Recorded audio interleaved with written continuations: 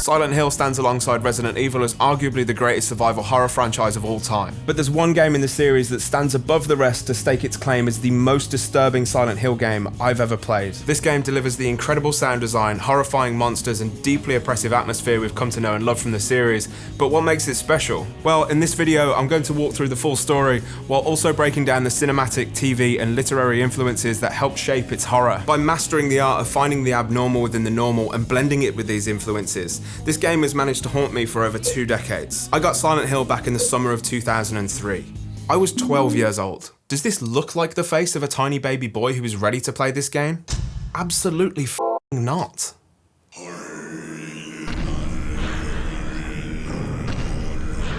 The game opens with you playing as a seemingly ordinary teenager in Heather Mason, wandering around a nightmarish amusement park with no warning of what you're about to embark upon. You quickly discover multiple terrifying creatures roaming around the park, and woefully unprepared, your best option is to run from them. You eventually find your way onto the tracks of a roller coaster, and as you're walking along the rickety line, are struck by a runaway train.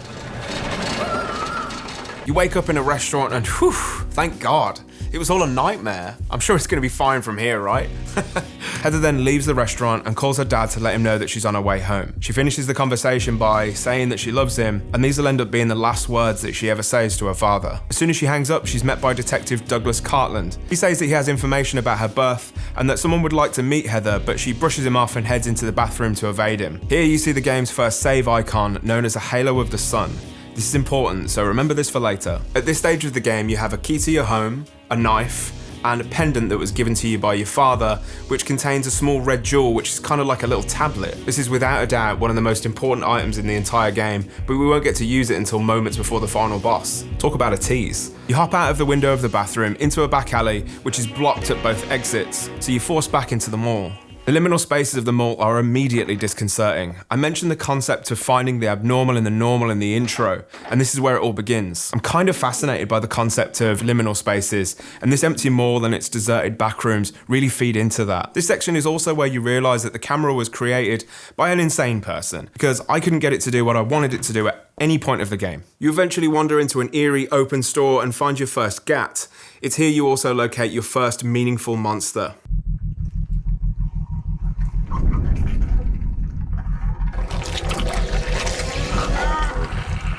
This meaty freak is known as a closer, and the end of this cutscene triggers the presence of multiple enemies that will now be present in the mall and its backrooms. This includes more closers and another enemy known as a numb body. All of this is accompanied by the masterful sound design of Akira Yamaoka. His industrial droning tracks and terrifying monster sounds are staples of the series, and they're at their haunting best in this game. Working your way through the mall, you eventually meet a spooky chick named Claudia, who tells you that the monsters you've encountered so far have come to witness the beginning, the rebirth of paradise, despoiled by mankind. She tells you that your power is needed, and that you need to remember her and also your true self, the one who will lead us to paradise with blood-stained hands. It's basically just a load of spooky shit that makes zero sense at this stage of the game. So spooky, in fact, it gives you a migraine.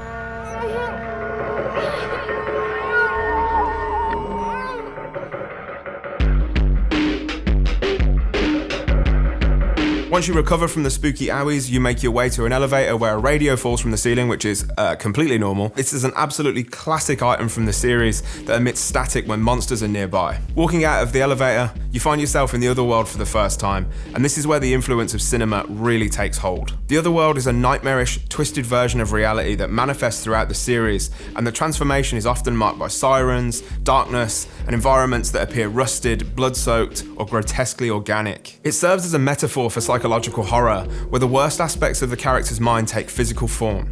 In Silent Hill 3, for instance, it becomes a grotesque living nightmare filled with imagery connected to Heather's past and fate. The other world is heavily influenced by the movie Jacob's Ladder, where a Vietnam veteran named Jacob, experiences terrifying hallucinations and shifting, unstable realities. This scene in particular highlights some of the imagery we've seen throughout the series. The movie deals with psychological trauma and buried memories, and this ties in neatly to the story of Silent Hill 3, foreshadowing much. There's also a character in this section named Valtiel, who acts as kind of an attendant throughout the game, and you'll see him a few times as the hours go by. He was also present in that horrible video in my intro. Despite his demonic appearance, he's a governing angel for the acts of the game, drawing some similarities to Pinhead's role in Hellraiser, who guides events from the shadows.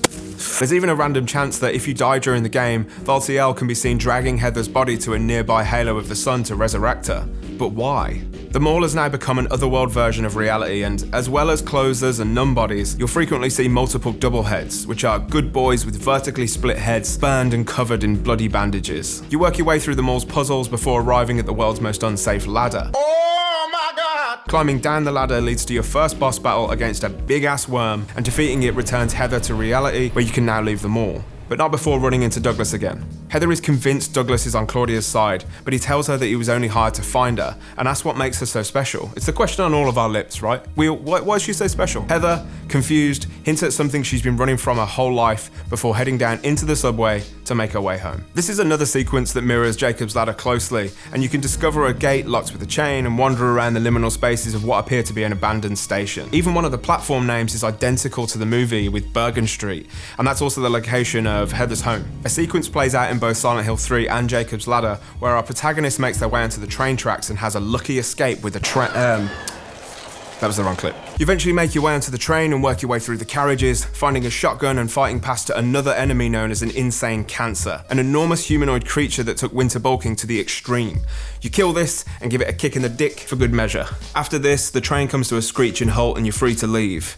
This leads you into an underground passage which appears to be a sewer, but not before encountering some pendulums en route. Pendulums again feel like something straight out of the world of Hellraiser, with their appearance being reminiscent of a Cenobite. It takes the form of two human torsos stitched together at the hips, surrounded by metal stilts and blades. Pendulums also make this absolutely horrendous racket whenever they're nearby. Working through the sewer, you encounter a bridge over shallow water that's seemingly home to the weird tentacle creature from the trash compactor in Star Wars. If you cross it before killing it, you'll be grabbed and pulled underwater to your death. But tossing a hairdryer into the water seems to do the trick to kill it. I had such a pathetic death in my playthrough here, by the way. I wanted to see if you could still fall into the water, which you could, and it just kind of caused Heather just to fall into the water and just lie down and die in no more than 2 feet of water. I want to call it 2 feet. You eventually make your way out of the sewer, through a construction site, and into the Hilltop Center office building. You work through the building's puzzles and find an awesome katana. You then find a bathtub, and interacting with it triggers another transition to the other world. Hilltop Center is now a far more oppressive place to be, and we see more hideous creatures, including a new one called a slurper, which kind of looks like a human anteater hybrid. It's also here that you meet Vincent Smith for the first time. While linked to Claudia, he's quick to differentiate himself from her, referring to her being brainwashed by a crazy old hag who is revealed to be your mother. He also then infers that your father, Harry, has kept this from you. The entire conversation feels utterly surreal, almost sarcastic and totally dreamlike.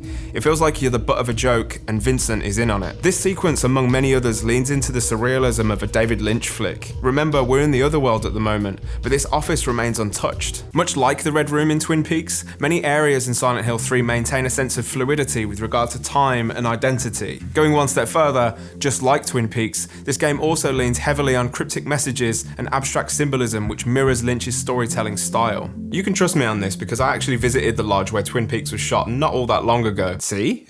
Huh? Is that not a face you can trust? Looking to exit the Hilltop Center, you encounter the Glutton, an invulnerable monster that blocks your path. The monster is trapped in some kind of cage surrounded by spikes and features 2 large, twitching, convulsing mouths. Nice. The whole time you're near it, the sound design it's just foul. It's horrible. The slow slurping breathing and constant radio static are intensely oppressive. I've not touched on sound design all that much just yet, but know that most of the audio that you hear in this game is either incredibly cool or just straight up hostile, a real assault on the senses. While some games use music to set the mood, celebrate success, or make you feel feelings, it feels like the music in Silent Hill was designed to make sure your pants are perpetually filled with shit. To remove the glutton, you must find pieces of a fairy tale which describe a man who lives in peace and happiness until one day he's confronted by a terrifying monster. The creature tells him, "Tu fui ego eris," which literally translates to, "I was you, you will be me." This is something that's written on ossuaries in places like Rome and the Czech Republic that allow you to view the skeletons of deceased monks. just in case you ever wanted to question your own mortality IRL. The meaning of this phrase is deeply ominous. It suggests an inevitable transformation or fate that the man in the fairy tale cannot escape. Horrified, the man flees, but no matter how far he runs, the monster is always there waiting for him. Eventually, he realizes that there is no escape. The tale implies that, in time, he will become the monster himself. More foreshadowing for the story that's going to play out. Once Heather says the phrase "tu fui ego eris" out loud, you hear the glutton being vanquished in the distance, and you're now free to leave. Tu fui ego eris. Weird writing. Oh, hold up. If you're not subscribed already, would you help a guy out? I just hit 1,000 subscribers recently and I would love to keep that number rolling. Also, thanks to anyone who's already subscribed to me, that it really does mean the world to me, so thank you so much. Anyway, leaving the Hilltop Centre, you're free to run all the way back home to the Daisy Villa apartments, and it's here Heather discovers that her father has been murdered.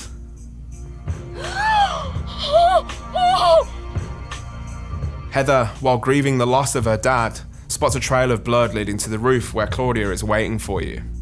It's now revealed that Heather's father is in fact Harry Mason, the character you play as in the original Silent Hill. While it's not absolutely vital to know the story from the first game, here's a 60-second recap just to get you up to speed. Harry Mason and his adopted daughter Cheryl are drawn to the mysterious town of Silent Hill after Cheryl urges him to take her there. After a car accident, Harry wakes up to find Cheryl missing and begins searching for her throughout the fog-covered town, encountering nightmarish creatures and a cult known as the Order. He learns that Cheryl is actually one half of a girl named Alessa Gillespie, who was burned alive in a ritual by her own mother, Dahlia, to birth a god. The ritual failed, splitting Alessa's soul in two, one half remaining in the burned body, while the other half was reincarnated as Cheryl. Now the Order wants to reunite them to complete the ritual. Through Harry's efforts, Alessa manages to thwart the cult's plans, and in the end, she entrusts him with a newborn baby, another reincarnation of herself, allowing him to escape Silent Hill, and that baby grows up to be Heather. This all draws further parallels to the story of Laura Palmer from Twin Peaks. Heather Mason and Laura Palmer are both young women burdened by inherited trauma and manipulated by dark forces beyond their control. Heather, as the reincarnation of Alessa, is forced into a destiny that she never chose, just as Laura is shaped by the supernatural and real-world horrors surrounding her. Both struggle with dual identities, Heather carrying Alessa's past, Laura hiding her pain beneath a perfect facade. Their trauma manifests in their worlds, twisting reality around them. But while Laura's story ends in tragedy, Heather is defying her fate, rejecting the role forced upon her and reclaiming her own identity. Now you're all caught up, let's head back to Claudia on the rooftop. Claudia tells Heather that she ordered the murder of her father to get revenge for what he did 17 years ago, and that if it wasn't for him, their dream would have come true. Another reason she gives for having Harry clipped is that she needs Heather's heart to be filled with hatred, and that she must remember her true self, explaining that one day she'll birth a god and that will lead them to paradise. While Claudia ordered the hit, she did not in fact kill Harry. Her companion, the missionary, did. Claudia buggers off and says you can meet her in Silent Hill if you fancy it, and you're left to fight her mate. Once complete, you find Douglas in your apartment. After briefly arguing with him and blaming him for Harry's death, he helps Heather move his body into his room. It's here where Heather decides that she wants to follow Claudia to Silent Hill for revenge. Douglas tries to advise Heather that revenge isn't always the answer, but Heather is defiant, so he offers to take her there, which Heather reluctantly agrees to. Douglas gives Heather a map of Silent Hill, a gift from Vincent, who also tells her to look for a man named Leonard Wolfe. He also gives her father's notebook, which explains her past and acts as his final goodbye. And so, with nothing left to lose, Heather and Douglas head to Silent Hill, the place where nightmares come to life.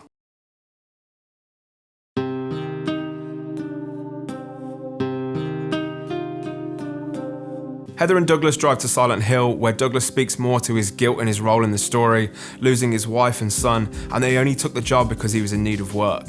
They arrive at a motel in Silent Hill, and after a short cutscene, you head into the streets of Silent Hill for the first time, in search of Brookhaven Hospital. Running through the fog-veiled streets of Silent Hill draws similarities to the opening of Twin Peaks, sure, but the more obvious inspirations for this concept are Stephen King's novella, The Mist, and also John Carpenter's movie, The Fog. In each story, the fog conceals otherworldly creatures, much like it does in Silent Hill, but it takes on an even deeper meaning here. The fog serves as a barrier between reality and the distorted world of the town, symbolizing the subconscious mind where memories, guilt, and fear are repressed. Its constant presence enhances the feeling of entrapment, both physically in the town and mentally within the characters' unresolved traumas. It generates unease and uncertainty, mirroring how the characters' perceptions shift based on their emotional states. The fog isn't merely a visual effect, but a crucial element of the game's unsettling atmosphere and psychological exploration. Historically, the fog was also used to hide the technical limitations of the original PlayStation, as it could hide the pop-in from creatures and items and buildings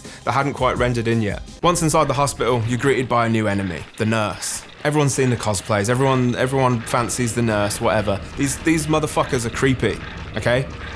Don't fuck with these things. They're horrible. Armed with pipes or revolvers, their presence is made even more unsettling by the sound of rapid breathing that they make, which, if you're anything like me, makes your own breathing speed up too.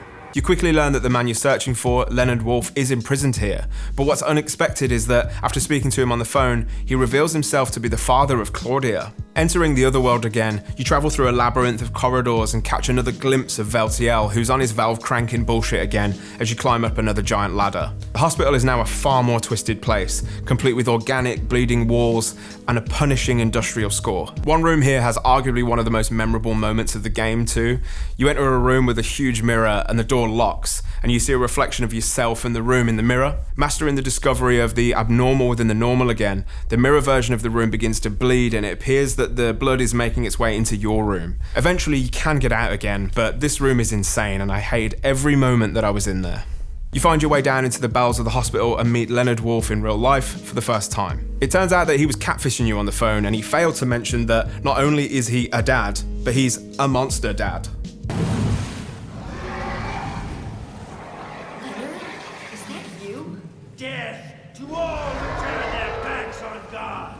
Defeating him, you and Claudia have now killed each other's dads in a roundabout way. What's the old expression? An eye for an eye, a dad for a dad. Heather wakes up in a familiar patient room, realizing she's escaped the other world. She's now in possession of the seal of Metatron, no, not Megatron, which she received from Leonard. Heather heads back to Douglas at the motel, but before we get there, we see a conversation between Vincent and Claudia. Claudia argues for the necessity of a violent, apocalyptic ritual to bring about the rebirth of the world, viewing Heather as a key part of that divine process. Vincent, however, is more pragmatic and self-serving, seeking to manipulate the situation for his own gain. He shares Claudia's goal, but he's skeptical of the consequences and more focused on personal power. Arriving back at the hotel, you're met by Vincent, who tells you that Douglas went out. What do you mean he went out? Where? The pub? He tells you you need to head to the church and you'll find Claudia there. To do so, you need to travel to the Lakeside Amusement Park, the place in which our nightmare began.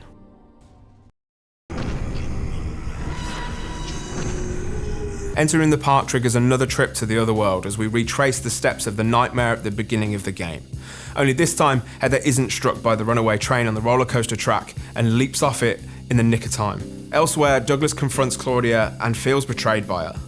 While his mission was to find Heather, he was originally told that she'd been kidnapped from her by Harry and brainwashed. Douglas argues that Heather was happy, but Claudia dismisses this as her true self not being awoken yet. She reveals that Heather is carrying their god within her body and that it's feeding off her hatred. Much like Roman Polanski's movie Rosemary's Baby, the cult have manipulated Heather and wished to use her body to birth something unnatural, forcing her to confront an unwanted fate. The cult in the movie also bears striking similarities to the Order from Silent Hill 3. She states that when Alessa reawakens, she'll usher in an eternal paradise. An eternal world filled with no pain, hunger, sickness, old age, greed, or war.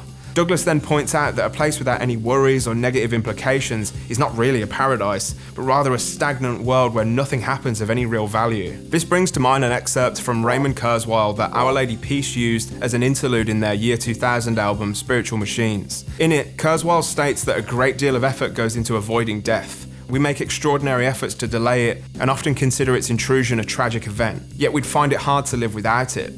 Death gives meaning to our lives. It gives importance and value to time.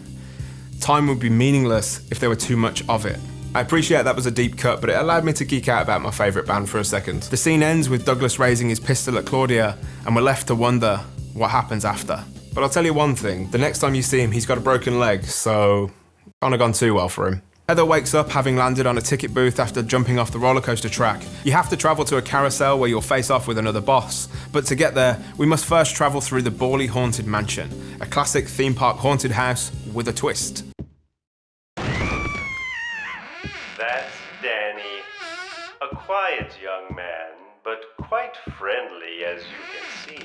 4 of the rooms are simple, cleverly rigged theme park rooms, but the remaining 2 are a maze of corridors where you must run from a red mist or it will straight up kill you. The most difficult part of this being the rapid, disorientating camera angle changes.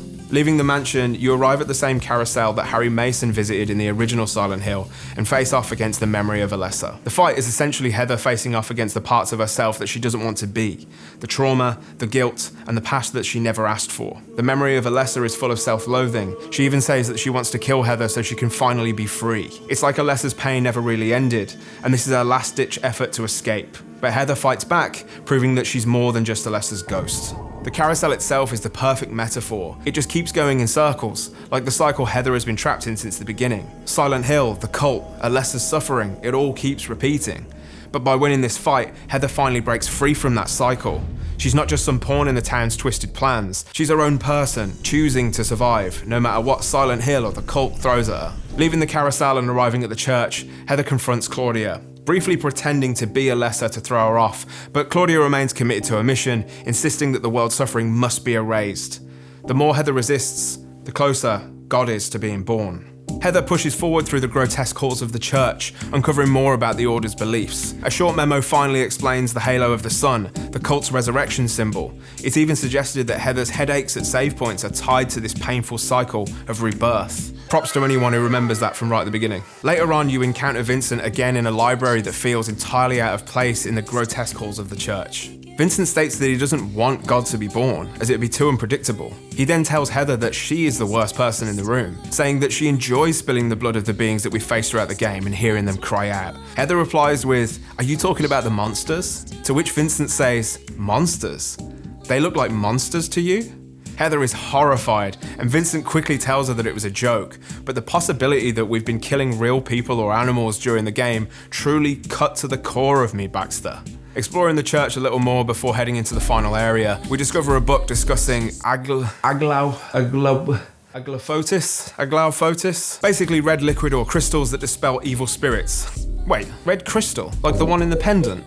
Fuck!